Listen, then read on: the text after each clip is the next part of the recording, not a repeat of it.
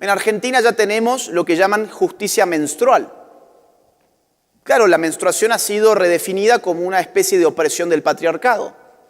¿Por qué motivo? Pues porque los hombres no menstruan y ahí ya hay una diferencia que se puede releer en clave de género y necesitamos lograr justicia menstrual ¿a través de quién? A través del Estado. ¿Y a qué le llaman justicia menstrual? Al subsidio, por ejemplo, de material íntimo. ¿Pero cómo íntimo si no era político? Bueno, es que lo político y lo íntimo se han mezclado por completo. En Perú, directamente en Perú, se preguntan en los manuales de educación sexual lo siguiente: ¿qué podría hacer el profesor para que los y las estudiantes cambien sus estereotipos de género? ¿Y por qué habría de cambiar su estereotipo de género un alumno? ¿Por qué el profesor tendría la función de hacer cambiar el estereotipo de género a un alumno? Porque se están metiendo en la sexualidad de los hijos de las personas. Porque han declarado que lo personal es político y que la sexualidad es producto de una política.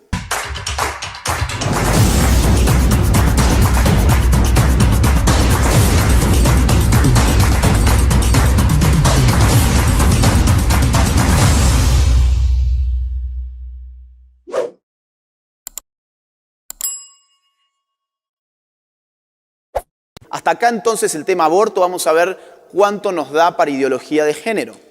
Vamos a cerrar ahí el tema aborto. Ahora cambien el chip, vamos a un tema distinto, ¿sí? Ideología de género. ¿Qué es la ideología de género? Miren, lo que yo les propongo es revisar las contribuciones teóricas de las principales filósofas feministas del siglo XX hasta el día de hoy para analizar qué han entendido ellos por género y cuál es su impacto en nuestra concepción sobre la sexualidad. Esto tiene una ventaja muy clara y es que a mí nadie me puede acusar de yo estar dando un discurso, por ejemplo, religioso. No, él está en contra de la ideología de género porque él me viene a citar al Papa, por ejemplo. O él está repitiendo lo que dice un cura o lo que dice un pastor. No, yo ¿saben qué? Voy a repetir lo que dicen las propias filósofas feministas desde que el paradigma del género empezó a constituirse a mediados del siglo XX. Vamos a jugar a eso, a ver qué se desprende de todo eso. La primera y principal, Simone de Beauvoir.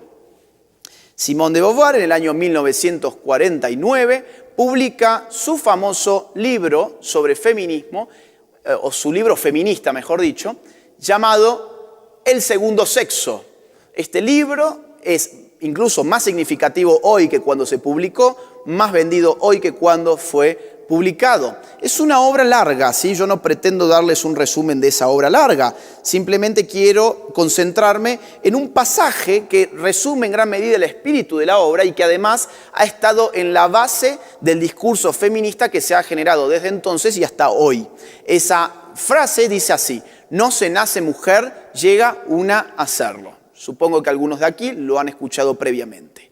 No se nace mujer, llega a hacerlo, es una declaración filosófica, ¿sí?, que genera un punto de inflexión en la confección del discurso feminista en la medida en que antes de Simone de Beauvoir el feminismo entendía que la definición de la mujer era biológica y por lo tanto natural y por lo tanto se nacía siendo una mujer. Si no se nace siendo mujer es que la biología no es un factor determinante a la hora de captar la esencia de lo femenino. La biología queda fuera de la configuración de la identidad femenina porque no se nace mujer, o sea, todo lo que traes de tu nacimiento, todo lo que viene dado por naturaleza, no es relevante para tu condición de mujer, sino que lo relevante para tu condición de mujer va a ser adquirido. Llega una a serlo. ¿Adquirido en el marco de qué? Es la pregunta. En el marco de la vida social. Pero no de cualquier vida social, sino de una vida social bajo el imperio de un sistema que llaman el patriarcado. ¿Que lo domina quién? Pues el primer sexo. Si la mujer es el segundo sexo, el hombre es el primer sexo en una escala jerárquica. Y es quien domina el sistema social, político y económico que hace que eso que no es una mujer desde su nacimiento se convierta, sin embargo, en un sujeto de la opresión, en una mujer. Hago este brevísimo corte comercial para comentarte que este video está patrocinado por el Instituto N&W Professional Traders. Si querés aprender a invertir, hacelo como un profesional. Si esto es así, lo que hay que hacer para liberar a la mujer es atacar las presuntas determinantes culturales de ese sistema, que ha hecho de ese algo que no tiene una esencia natural, que es la mujer, una mujer. Y esa va a ser la estrategia feminista que va a inaugurarse en ese entonces y va a llegar hasta el día de hoy, pasando por muchas instancias, por supuesto. Una de las continuadoras de esta idea general va a ser Kate Millett. Claro, en los años 70 aparece en los Estados Unidos el feminismo radical y también en Canadá con Shulamit Firestone, muy fuerte. Kate Millett va a publicar en los 70 un libro titulado Política Sexual. Este libro va a ser reconocido ampliamente porque allí aparece la declaración de que lo personal es político. Lo personal es político es una frase que hoy se usa a menudo para describir, digamos así, la épica feminista. ¿Qué estamos haciendo? Estamos politizando lo personal. Ahora, mucha gente, no sé bien por qué, entiende que esto es una declaración de liberación, cuando en verdad es todo lo contrario. Al volver lo personal a algo político, yo estoy difuminando la frontera que separa el espacio privado del espacio público. Si yo difumino la frontera que separa lo personal, lo privado, lo íntimo, como por ejemplo la sexualidad, lo difumino respecto de lo público, hago que el sistema político que domina en el espacio público pueda ingresar en lo que antes era el espacio privado. Por eso el título del libro, Política Sexual. Claro, esto fue choqueante, es un título que hoy no nos choquea, pero en ese momento fue choqueante. ¿Por qué? Bueno, porque ¿quién diría que la sexualidad es un asunto político? Y hoy asumimos que la sexualidad es un asunto íntimo, privado, o que es un asunto político. Miren, hoy asumimos que la sexualidad es un asunto político. Les voy a poner 2 o 3 ejemplos, vamos a ver. La llamada educación sexual integral, que no solamente instruye respecto de la realidad biológica de la sexualidad humana y cómo prevenir ciertas enfermedades, sino que incorpora un sistema moral basado en el género, en forma de adoctrinamiento para los menores, solo se puede legitimar si hemos aceptado que la sexualidad es un asunto político y por lo tanto del Estado, y que necesitamos que sean los políticos los que elaboren esos planes educativos. Segundo ejemplo. En Argentina ya tenemos lo que llaman justicia menstrual. Claro, la menstruación ha sido redefinida como una especie de opresión del patriarcado.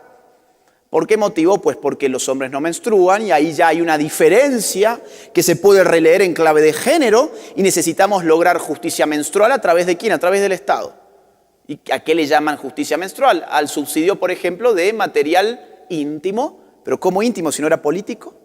Bueno, es que lo político y lo íntimo se han mezclado por completo. Tercer ejemplo, ¿cuál es la bandera más importante de la política contemporánea? Es una bandera multicolor. La bandera política más relevante de los últimos años es la bandera LGBT. ¿Pero cómo? ¿Es una bandera política? Bueno, mire, se iza en Naciones Unidas, por ejemplo. Se iza al lado de muchos pabellones nacionales, se iza en embajadas. Es una bandera política, pero es una bandera sexual también. ¿Por qué? Porque remite a orientaciones sexuales. Por lo tanto, política y sexualidad se han confundido por completo y esto no es una liberación, esto es una intromisión del poder político dentro del ámbito de la sexualidad humana. En los años 80, Monique Wittig en Francia va a ser, digamos así, una pieza clave para inaugurar lo que más adelante se va a llamar teoría queer, de lo cual no voy a poder hablar mucho hoy. Monique Wittig dice, bueno, miren, la lesbiana acá juega un rol fundamental. ¿Por qué? Por 2 motivos. Por un lado, porque si decimos que el patriarcado es el dominio del hombre sobre la mujer y que queremos liberarnos del hombre, pues mantener una relación sexoafectiva, amorosa con un hombre, no. El lesbianismo, antes que ser una orientación sexual, es una estrategia política, dice Monique Wittig. Una estrategia política basada ¿en qué? En el rechazo radical del dominio político, económico y cultural del hombre. Pero además, la lesbiana va a hacer algo más importante. Ese algo más importante es develar que fuimos engañados toda vez que se nos dijo que habían dos, que había hombre y mujer. Pues la lesbiana no es ni hombre ni mujer, es lesbiana. Esta intuición fabulosa, realmente fabulosa, está en la base de la disociación entre sexo y género que hoy existe. Hoy estamos muy abiertos a decir, bueno, sí, a ver, biológicamente hay hombres y mujeres, pero lo realmente determinante no es lo biológico, sino que es, por ejemplo, la identidad de género. Y ahí tenemos una multiplicidad. Esta señora encontró el número 3, la lesbiana. Ella utilizó a la lesbiana como sujeto político para decir, mire, acá no hay binarismo sexual. Aquí lo que hay realmente es un régimen de heterosexualidad obligatoria que vamos a subvertir. Pero además Monique Wittig va a decir algo más importante, y es que así como Simone de Beauvoir dijo en su momento, no se nace mujer, llega uno a serlo, tenemos que ser más claras al respecto. La mujer no existe. La mujer es un hecho artificial con el cual los hombres dominan a lo que llaman mujeres. La mujer como sujeto natural no existe y tenemos que contribuir a la destrucción. Hoy llamaríamos a eso deconstrucción, pero en este momento ella no tiene a mano esa palabra y usa la palabra destrucción del hecho artificial de la mujer, con el cual los hombres dominan a las mujeres. Cita textual. Y ustedes pueden pensar, uy, estamos en la mañana, estoy perdiendo mi tiempo escuchando estas locuras de que la mujer no existe, si todos sabemos muy bien que la mujer existe, y yo puedo hacer algo tan simple como esto, digamos, mujer, hombre, hombre, mujer, hombre, mujer, mujer. Podemos seguir así. Entonces, ¿por qué pierdo mi tiempo tratando de refutar algo que parece evidente que es mentira? Bueno, pues porque no importa de si yo entiendo que la mujer sí existe como sujeto natural y ustedes entienden lo mismo, lo que importa es que nuestros estados ya no están entendiendo eso. Nuestros estados ya están actuando como si estas teorías fuesen en efecto ciertas. Les voy a dar ejemplos concretos para que no piensen que estoy exagerando.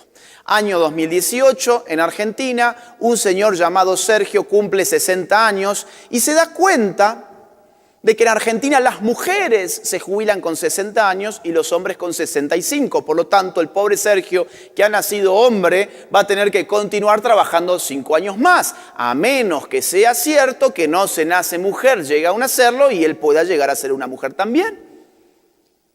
Y se da con la buena noticia de que en Argentina existe una ley que se llama Ley de Identidad de Género, que dice que la identidad sexual de la persona se determina con arreglo a la identidad de género y que la identidad de género es la autopercepción de la persona, pues no tiene más que hacer que autopercibirse una mujer para ser una mujer frente al Estado argentino. ¿Por qué? Porque en el fondo la mujer no existe. Y Sergio fue el mismo día de su cumpleaños a cambiar su sexo al registro civil más próximo y terminó jubilándose 5 años antes. En México, este año, que ha sido un año electoral, han tenido más de 15 casos de políticos que han cambiado su sexo para poder obtener cargos políticos mejores. Claro, ellos tienen una ley de paridad de género y necesitan ir intercambiando las listas. Pero ocurre que quizás un hombre no quiere estar tercero, quiere estar segundo, no tiene más que hacer que cambiar su sexo frente al Estado. Este caso es de un señor que se llama Humberto, pero ahora se llama Humberta y está comunicándole al pueblo mexicano que ahora es una mujer, como ustedes verán en la pantalla, es una mujer y que entonces él va a candidatearse en un puesto privilegiado. Hay 15 casos como ese en México este año.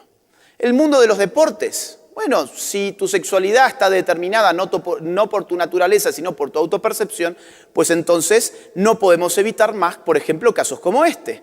En Argentina, hace algunos años, un hombre biológico que se autopercibe mujer ingresó al hockey femenino. Las mujeres de los equipos rivales no querían jugar con un hombre biológico porque es hockey femenino. Y hay una ventaja deportiva objetiva, material, en la diferencia biológica entre hombre y mujer para un deporte como el hockey, empezando por la masa muscular, por la testosterona, por la forma en que se metaboliza el oxígeno, etcétera, ¿sí? Datos objetivos. Pero entonces la liga lo quita del torneo, recurre este señor a la justicia, ¿sí? Y la justicia termina diciendo, bueno, tenemos una ley de identidad de género. Si él dice que es mujer, entonces es una mujer. Punto final. Y si es una mujer, por supuesto, tiene que jugar, tiene todo el derecho del mundo a jugar con las mujeres, aunque las mujeres consideren esto que fue injusto. Esto se ha diseminado por todas partes en Argentina. También tenemos nuestros casos en el fútbol soccer. En los Estados Unidos, un adolescente transexual gana una competición en la categoría femenina de atletismo. Este caso fue mundialmente conocido recientemente por los Juegos Olímpicos de Tokio. Un hombre biológico representando a Nueva Zelanda compitió en la categoría femenina de levantamiento de pesa, ¿sí? De levantamiento de pesa. De triunfar en el balonmano masculino a jugar al fútbol femenino australiano. ¿Conocen la MMA? Algunos conocen MMA, es una especie de lucha libre pero real, digamos. Vamos a ver rapidito esto, ¿sí? Es un hombre biológico que se autopercibe como mujer frente a una mujer biológica.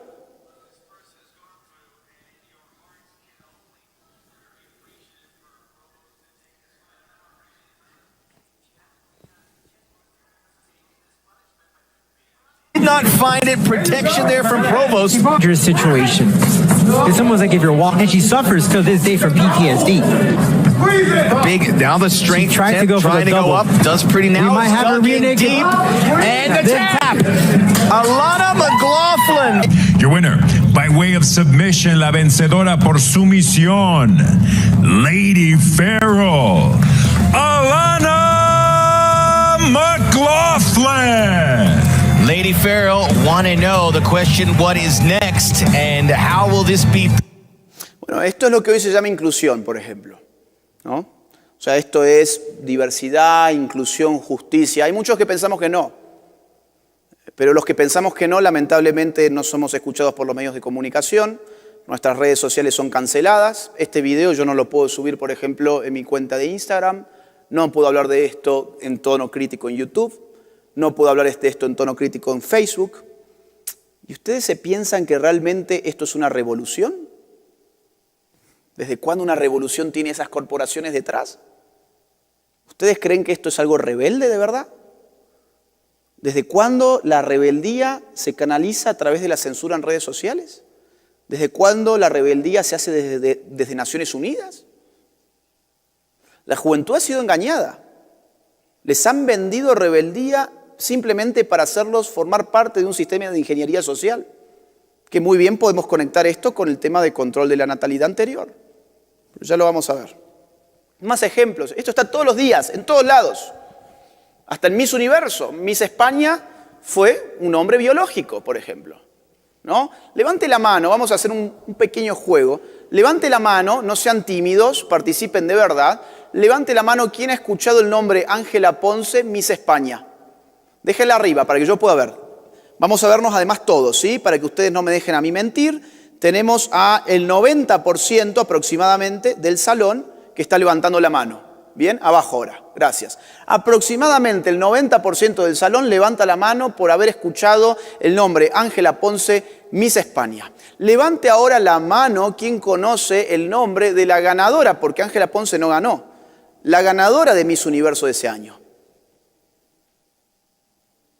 ¿Hay alguien? ¿Uno por lo menos? ¿Vos sí?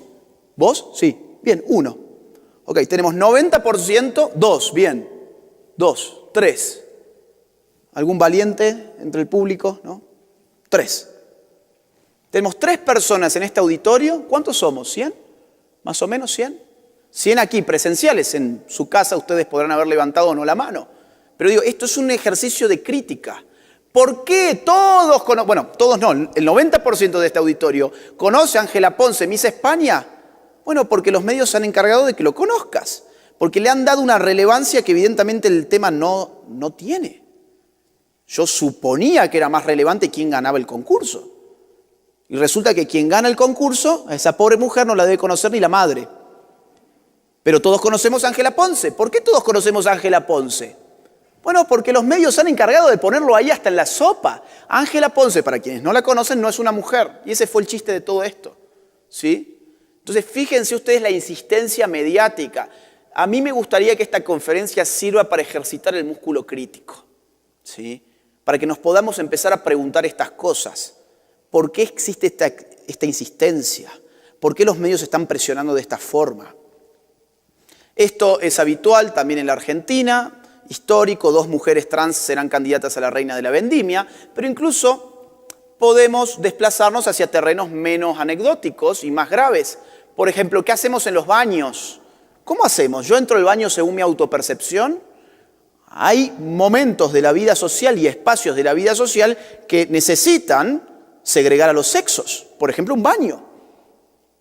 O yo puedo meterme a un baño de mujeres si yo me autopercibo mujer. Bueno, eso sería un riesgo, no por mi persona, sino porque cualquier hombre pudiese meterse a un baño de mujeres. Y está empezando a pasar en colegios de los Estados Unidos, por ejemplo, que ya cualquiera se puede meter al baño de mujeres, y hemos tenido un caso en Virginia recientemente de una violación de un trans contra una niña en uno de estos baños. Incluso otro ámbito de la vida social donde necesitamos segregar objetivamente a los sexos, las cárceles. ¿A dónde voy yo si cometo un delito? ¿Puedo ir a la cárcel con mujeres? ¿Sería conveniente que un hombre esté metido en una celda con una mujer? Ejemplos. Estados Unidos, año 2017, trasladan a un violador a una cárcel de mujeres tras su cambio de sexo.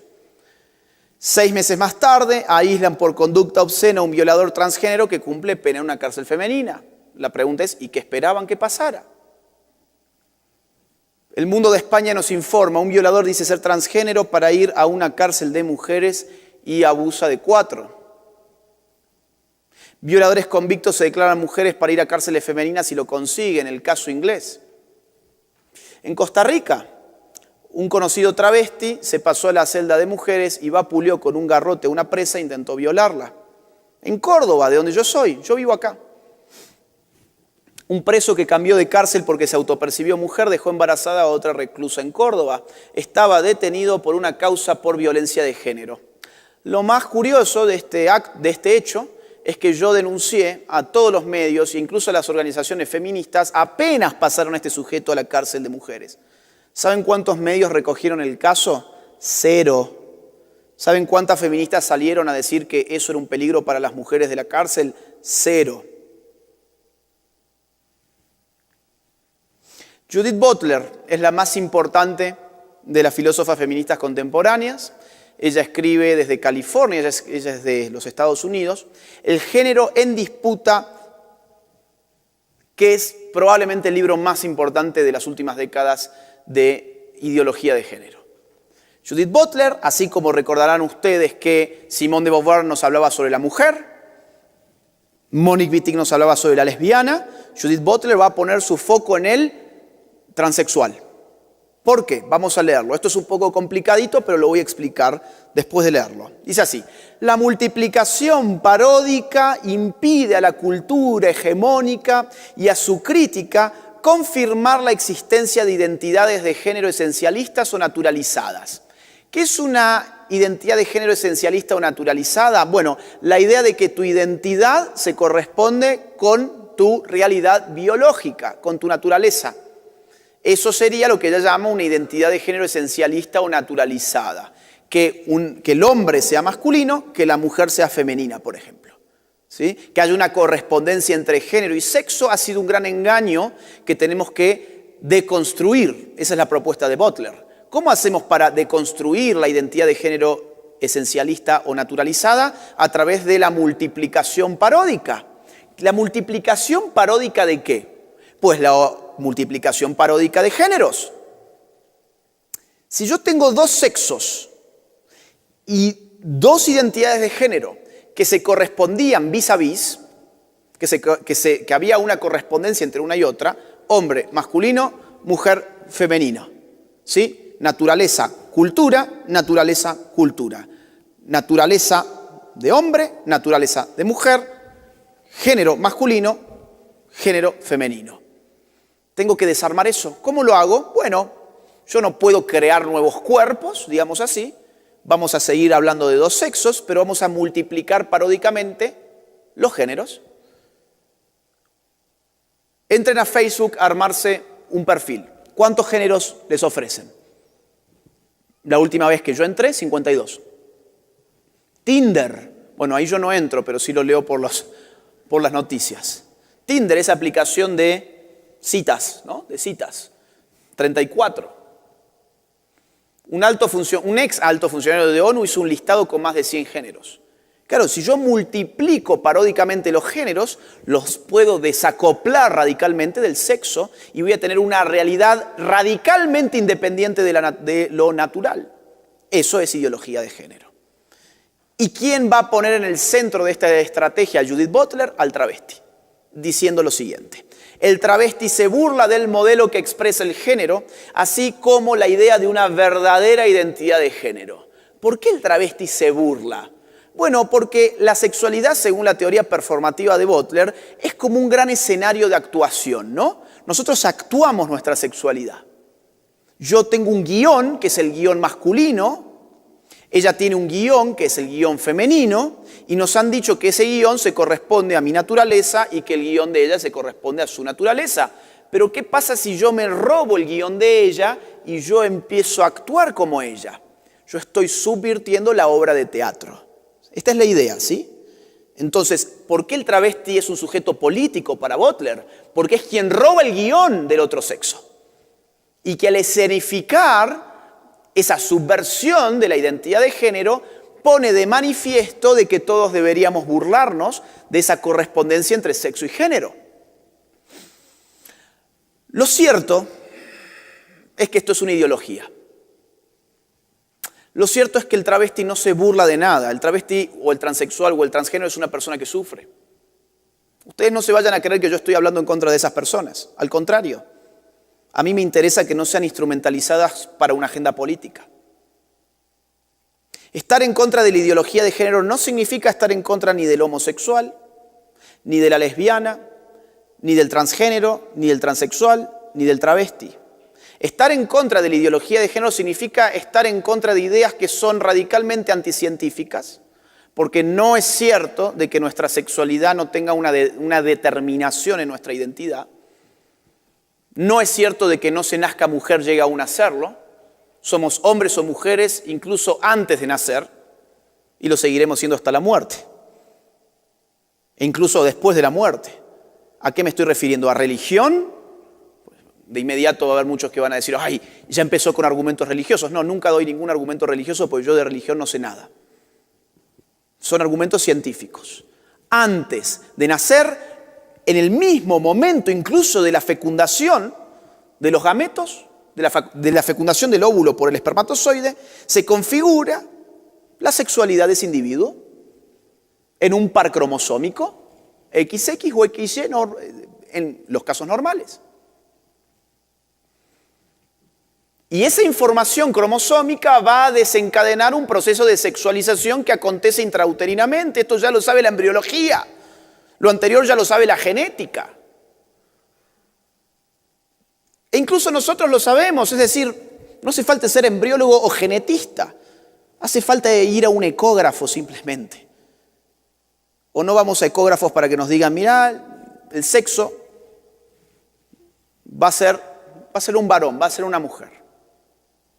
¿Por qué yo dije después de la muerte? ¿Me estoy refiriendo al más allá, al paraíso? No. Me estoy refiriendo a que, por ejemplo, vamos al Museo Británico, donde hay unas momias espectaculares, y allí nos dicen, o sea, vemos la momia, es una cosa sin forma, sin rostro, no sabemos qué es, pero tenemos una placa al lado, y esa placa te da información. Bueno, era una mujer, murió 4.000 años antes de Cristo. Era un hombre, murió 5.000 años antes de Cristo. ¿Por qué sabe eso la ciencia? Pues porque nuestra sexualidad está inscripta hasta en la última célula de nuestro cuerpo y hay rasgos que se conservan aún estando el cuerpo muerto. Entonces, fíjense ustedes que esto es una ideología.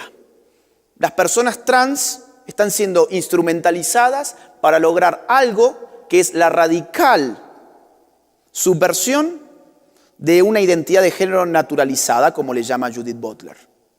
Para terminar concluyendo que el sexo siempre fue género, con el resultado de que la distinción entre sexo y género no existe como tal.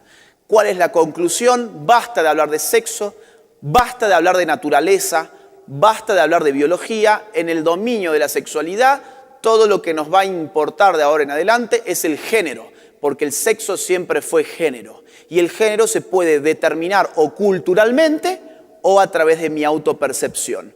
Para yo liberarme de las cadenas del heteropatriarcado opresor, necesito borrar mi identidad, convertirme en una hoja en blanco y reescribir qué es lo que yo soy de acuerdo a mi autopercepción. Lo curioso es que si mi autopercepción me indica que yo soy una mujer en lugar de un hombre, voy a tener que atacar mi cuerpo.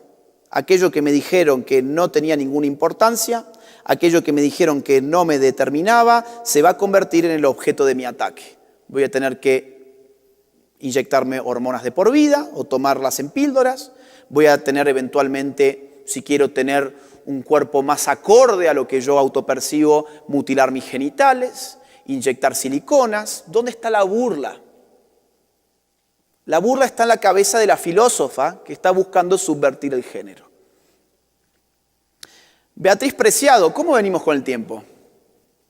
Tengo todavía, ¿cuánto más o menos? Ustedes me dirán. ¿Media hora más? Me alcanza perfecto, me alcanza perfecto.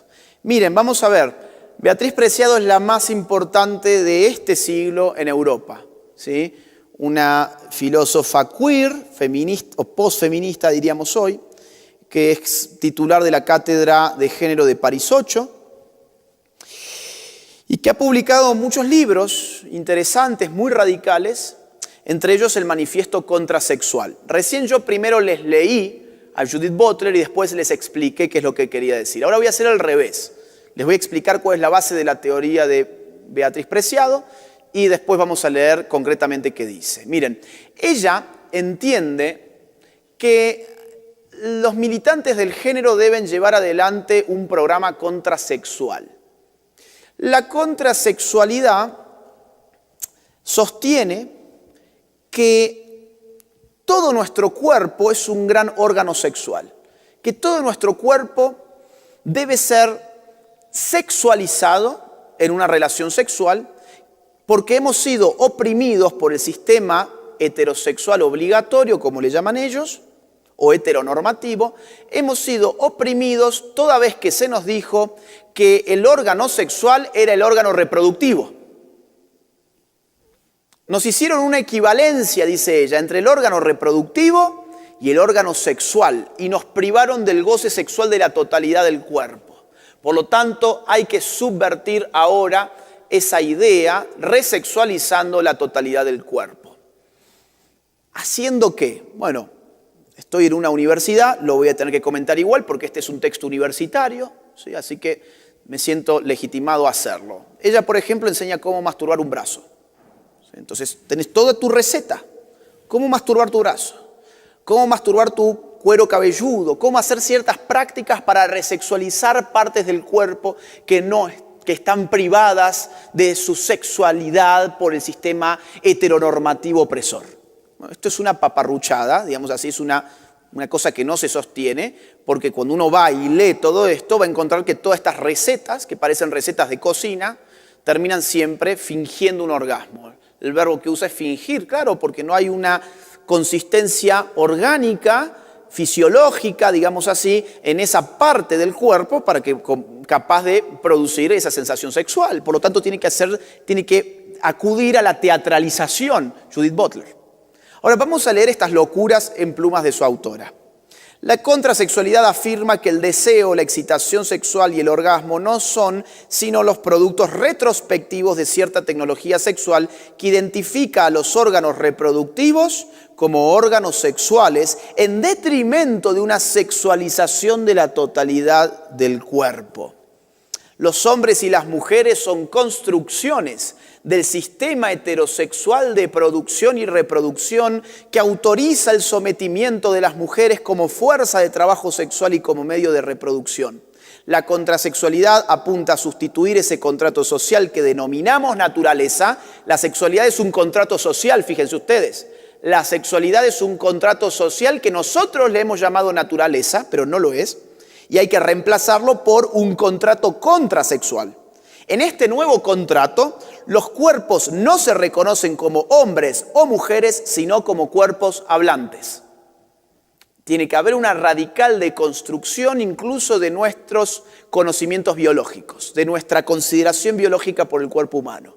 No más hombres, no más mujeres, simplemente cuerpos hablantes, nos pide Beatriz Preciado, una de las teóricas más importantes de nuestros días. Esta ideología, voy a cerrar con esta sección, ¿esta ideología trae más libertad? Claro, porque yo entiendo que hay mucha gente bien intencionada que por empezar no conoce de dónde viene esto, no conoce la teoría, pero automáticamente de forma acrítica la abraza, movidos por los sentimientos, no por la crítica, por los sentimientos. Bueno, no, yo para ser bueno tengo que abrazar esta ideología, nos han impuesto. ¿Y de qué se trata esa ideología? No tengo la más remota idea, pero bueno, yo quiero hacer como Miley Cyrus. ¿Sí? Lamentablemente gran parte de la juventud está en eso. Es decir, les han suspendido toda capacidad crítica y terminan pensando que estas ideologías traen más libertad.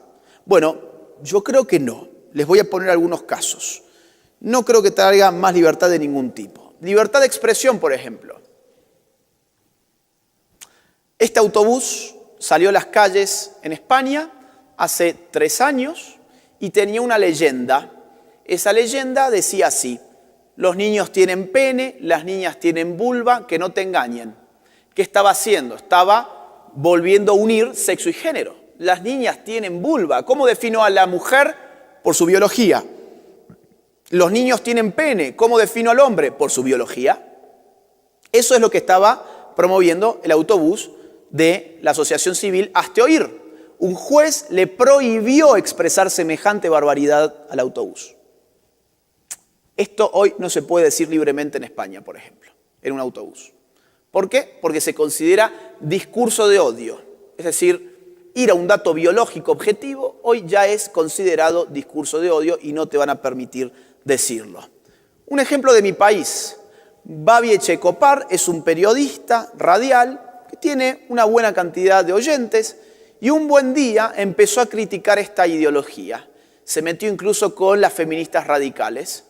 ¿Qué pasó? Pues lo denunciaron. Él no puede meterse contra esta ideología ni contra las feministas radicales, que por definición nos han dicho que son todos muy buenos y que eso estamos obligados a apoyarlo. Conclusión de la historia, se comió una denuncia, le hicieron pagar una multa y lo obligaron a incorporar en su programa radial a llamados especialistas en género para que reeduquen a la audiencia. ¿Sí? Él ya no es dueño de su propio programa de radio, sino que el Estado es el que le dice quién tiene que hablar en su programa de radio y sobre qué se tiene que hablar en su programa radial. Ya que estamos en una universidad, fíjense que en Europa esto, y en los Estados Unidos también, es terrible. En las universidades no se puede hablar contra esta ideología, es imposible. Recientemente, hace 1 o 2 meses nada más, una estudiante de leyes, una estudiante escocesa de leyes, sufrió una acción disciplinaria muy grave por parte de su universidad por decir que las mujeres tienen vagina, por decir que lo que define a la mujer es su vagina. O sea, ¿a qué estaba haciendo referencia? A lo mismo que el autobús de Hazte Oír, a que la mujer se define por su biología y el hombre se define por oposición por su propia biología. Ahora, esto ya en una universidad no se puede decir, lo cual es gravísimo, porque las universidades, se supone, son espacios para la discusión crítica, no para la censura, para la escucha recíproca, para que la mejor idea, en una competencia de ideas, sea la que termine convenciendo a un auditorio, por ejemplo. Les traigo apenas un puñado de casos, hay un montón de casos. No quiero ser autorreferencial, pero yo tengo también un problema en la Argentina con el Estado por un tuit. Yo escribí en un tuit lo siguiente: el problema no es que Carlos se autoperciba Carla, el problema es que su autopercepción determine mi percepción a través de la ley. Ese tuit fue considerado discurso de odio y tuvo que intervenir la autoridad que monitorea los discursos de odio en Argentina y sancionarme, ¿sí?, por un tuit. Libertad religiosa. Algunos ejemplos. Poquitos, hay un montón, pero como no tengo mucho tiempo son pocos. Pareja cristiana pagará una multa de $150.000 por no hacer pastel a boda gay. Esto fue en los Estados Unidos, en Oregon, donde una pareja homosexual, va a casarse porque la ley allí se lo permite, pero quieren que el pastelero sea un cristiano. Con tantos pasteleros que hay por allí, pero quieren que el pastelero sea un cristiano. ¿Y el cristiano qué dice? Mire, muy bien, usted está en condiciones legales de poder casarse, pero yo soy cristiano y yo, por asuntos de valores, morales y de fe, prefiero no participar en la boda. No, usted está obligado a participar en mi boda porque nosotros somos del colectivo LGBT y si no lo vamos a denunciar. Y los pasteleros se mantuvieron firmes y los denunciaron y fueron perdiendo todos los juicios en todas las instancias. Les querían hacer pagar $150.000 de multa. Llegó el caso a la Corte Suprema de Justicia y afortunadamente allí salieron victoriosos. En épocas de Donald Trump, que ya han pasado, por cierto. ¿Pero qué tuvieron que hacer los pasteleros durante esos casi 6 años? Pagar muchos abogados, ser víctimas de humillaciones mediáticas, ser víctimas de ataques de colectivos LGBT, que los demonizaban porque ellos no querían participar de una boda LGBT. ¿Dónde quedó la objeción de conciencia? En ninguna parte, se acabó simplemente. En Yucatán esto tiene nada, miren, 1 mes debe tener esto, 2 meses máximo. En Yucatán, México, se aprobó el llamado matrimonio igualitario y ocurrió lo siguiente. Colectivo presenta denuncia, un colectivo LGBT, presenta denuncia en CONAPRED contra arzobispo por decir Dios nos ampare sobre el matrimonio igualitario, ¿sí? Hoy este arzobispo tiene un problema legal en México, un problema con CONAPRED, que es una institución que monitorea los discursos de odio, por haber dicho Dios nos ampare. ¿Qué es un discurso de odio? Miren, hubo mucha gente que se opuso a esta conferencia.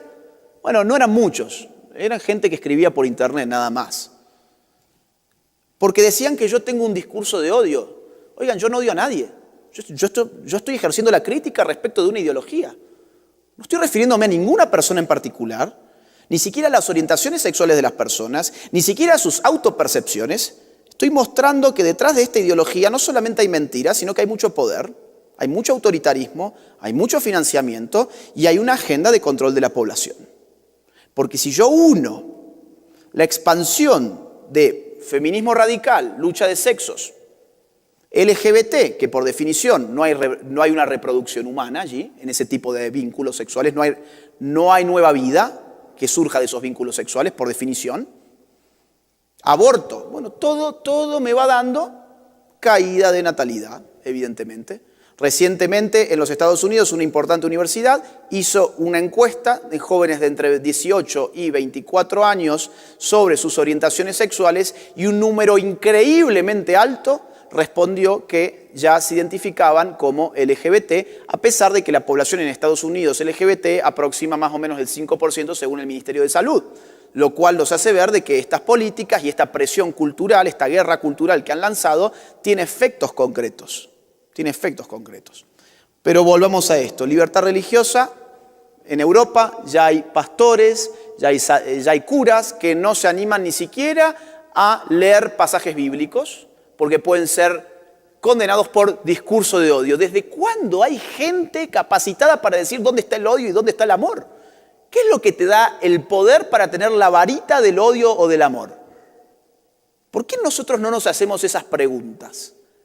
¿Por qué asumimos tan alegremente que hay algo llamado discurso de odio y que, oh casualidad, el discurso de odio siempre es aquello que no coincide conmigo? Porque todo lo que no coincide conmigo, hoy yo ya lo puedo llamar discurso de odio. ¿Es posible el debate donde yo presupongo que todo lo que no coincide conmigo está motivado por el odio? Es imposible el debate. Libertad económica. También están violentando la libertad económica. Ejemplos. En California pasó una ley recientemente donde obliga a las grandes tiendas a tener sus secciones de género neutro. O sea, vos tenés una tienda, vamos a decir, por ejemplo, de juguetes o de ropa, y la tenías dividida en niños y en niñas, ya no vas a poder. Necesitas tener ahora tu sección principal, tiene que ser de género neutro. ¿Y dónde quedó mi libertad empresarial, mi libertad de comercio, mi libertad de hacer con mi negocio como yo quiera mi programa de negocios? En Argentina esta locura ha llegado a tal punto de que ya tenemos una ley donde hay paridad de género en la confección de empresas. ¿Esto qué significa? Vamos a suponer, un amigo y yo queremos armar una empresa, una microempresa, queremos armar una empresa, pues no vamos a poder. ¿Por qué? Porque somos 2 hombres. Nos hace falta 2 mujeres. ¿Para qué? Para tener paridad de género. Ahora ocurre que nuestra empresa tenía expectativas de ganancia que nos daban para poder tener una renta los 2, no 4. Pues bueno, entonces no podré abrir mi empresa. ¿Por qué? Porque tengo algo entre las piernas que al Estado no le parece correcto que yo esté con una persona que tiene lo mismo entre las piernas. Fíjense la politización de la sexualidad. Es una cosa que está avasallándolo todo. Bueno, esto también en España, ¿no? El gobierno impondrá cuotas obligatorias de paridad en las empresas por vía de urgencia. Libertades políticas. El PES, que es un partido cristiano de México, fue condenado por un tribunal por haber hecho una campaña política basada en la defensa de la vida y en el rechazo, por ejemplo, del matrimonio homosexual o de la adopción homoparental. Entonces, este precedente es terrible. Ya ningún partido político en México va a poder elaborar una campaña política diciendo que defiende la vida o que se opone a ciertas políticas LGBT. Ahora, ¿eso es libertad política? No. Eso es que te están obligando, evidentemente, a seguir un curso que tu partido, por sus valores, no quisiera seguir y que muchos votantes estarían dispuestos a votarte si no seguís esos lineamientos. Más aún, diputados mexicanos como Carlos Leal y Elsa Méndez, uno en Nueva León y la otra de Querétaro, recibieron denuncias por no presentar proyectos de ley LGBT. A Elsa Méndez la denunciaron porque no presentó un proyecto LGBT. ¿Pero por qué iba a presentar un proyecto LGBT si ella tiene a su base de votantes cristianos? Y ellos no creen en las leyes LGBT. ¿Cuál es el problema? Si estamos compitiendo políticamente, no, es que ya no estamos compitiendo más políticamente. Hemos sido objetos de un avasallamiento de las libertades políticas. Libertades educativas, ya cierro con esto. Libertades educativas, ¿dónde quedó la libertad de los padres de familia para escoger la educación de sus hijos? En ninguna parte, fue avasallada por completo en muchos países como el mío. Este es el Programa Nacional de Educación Sexual Integral para el nivel inicial en la Argentina. Lean sobre todo la última oración. Dice, apunta a desnaturalizar los modos socioculturales de ser niño y de ser niña. O sea, vos mandás a tu niño de 5 años al jardín, al kindergarten, para que el Estado desnaturalice su forma de ser niño o de ser niña. ¿Y cómo lo hacen? Bueno, de esta forma, ¿no? Muchos jardines de infantes ya se está jugando a subvertir el género, del caso de los niños, disfrazándolos de nenas, maquillándolos, poniéndoles accesorios típicamente femeninos para nuestra cultura, etc. Para que ellos puedan liberarse de las ataduras del género y puedan ellos elegir eventualmente cuál es su pertenencia de género. De hecho, en Córdoba, donde yo vivo, tenemos ejercicios prácticos en los colegios como este. Miren, este ejercicio se llama el género opuesto, dura 30 minutos y dice así. Hacemos un ejercicio de cambio de identidad, nos ponemos un nombre, una edad y una orientación sexual distinta a la actual. Caminamos por el salón, quien coordina el taller dirá unas frases, cuando esa frase nos afecta, nos congelamos, compartimos sensaciones y reflexionamos sobre los prejuicios contra las personas LGTB. ¿Qué significa esto? Bueno, si tu hijo tiene 12 años, se llama Juan y le gustan las chicas, en el colegio durante media hora va a tener que tener otro nombre, otra edad y otra identidad de género. Por ejemplo, podrá llamarse Marta, una mujer lesbiana de 45 años. Y va a actuar ese género, y va a actuar esa posición. ¿Le suena? Judith Butler. Va a cruzarse con Pedrito, su mejor amigo, que ya no es Pedrito, ahora es Claudia, un travesti de, no sé, 35 años. Y van a hablar sobre vidas que no tienen, sobre experiencias que no han pasado, para terminar concluyendo con el director del taller que los heterosexuales oprimen a los homosexuales, a los LGBT. Heterosexuales como sus propios padres y como ellos mismos. Hay muchos padres que no están de acuerdo de que esto sea un ejercicio de educación sexual, sino que parece más un adoctrinamiento de películas, pero no pueden hacer nada al respecto porque esto se ha transversalizado de forma obligatoria en la educación sexual en Argentina. Costa Rica, fíjense que está pasando en un montón de lugares. En Costa Rica les dicen a los niños lo siguiente: habría un nivel mesosocial donde estarían los factores que fomentan la violencia, como la segregación urbana, el microtráfico de drogas y un factor de tipo cultural, la masculinidad. ¿Qué les están enseñando a los niños? Bueno, pues que la violencia en Costa Rica se explica a través del tráfico de drogas, la segregación urbana y algo llamado masculinidad. ¿Qué hay que hacer con la masculinidad entonces? ¿Cuál es la reacción que va a tener mi hijo frente a su masculinidad si yo le estoy diciendo que provoca violencia? ¿Cuál es la reacción que va a tener mi hija frente a la posibilidad de compartir con un compañerito si yo le estoy diciendo que la masculinidad genera violencia? En Perú, directamente en Perú, se preguntan en los manuales de educación sexual lo siguiente: ¿qué podría hacer el profesor para que los y las estudiantes cambien sus estereotipos de género? ¿Y por qué habría de cambiar su estereotipo de género un alumno? ¿Por qué el profesor tendría la función de hacer cambiar el estereotipo de género a un alumno? Porque se están metiendo en la sexualidad de los hijos de las personas. Porque han declarado que lo personal es político y que la sexualidad es producto de una política. De hecho, en Perú también les dan cuentos como estos, ¿sí? Oliver Button es una nena, y les hacen dibujar personajes para cuentos que rompan los llamados moldes de género. Miren, solicitamos a niños y niñas que imaginen un personaje para un cuento que rompa con los esquemas que se suelen atribuir a las mujeres y los varones. O sea, vamos a decir que el personaje obligatoriamente tiene que ser o bien un niño afeminado o una niña masculinizada. Ese es el ejercicio. Aquí también existen estas cosas, Yo, sin embargo, lo que les quiero mostrar es el carácter global que tiene esto, más que hablar de Ecuador. Pero aquí en Ecuador, en Cuenca, por ejemplo, a los niños le entregaban unas cartillas con más de 40 identidades de género para que las estudiaran, por ejemplo, ¿sí? Bien, de hecho, esto es de aquí, de Ecuador, donde se llama a tratar el tema de las diversidades sexuales en el ciclo de la educación básica, y en ese contexto es donde ocurrió esto que les digo de las cartillas con más de 40 identidades de género, donde los niños tenían que estudiar todo eso. Bueno, me he pasado con el tiempo, espero que la conferencia les haya servido y le agradezco a todos. Gracias.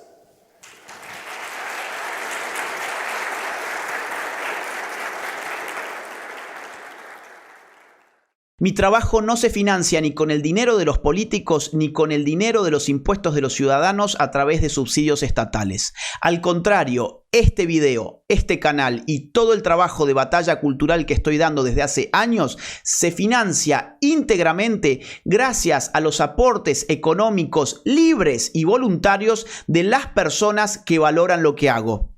De modo que si querés colaborar económicamente conmigo, te invito a que te suscribas en mi Patreon. El link queda en la caja de descripción de este video. O bien que te unas a mi canal de YouTube en el botón que encontrarás que dice unirse. Si no podés colaborar económicamente, no te preocupes, hay muchas otras formas de colaborar.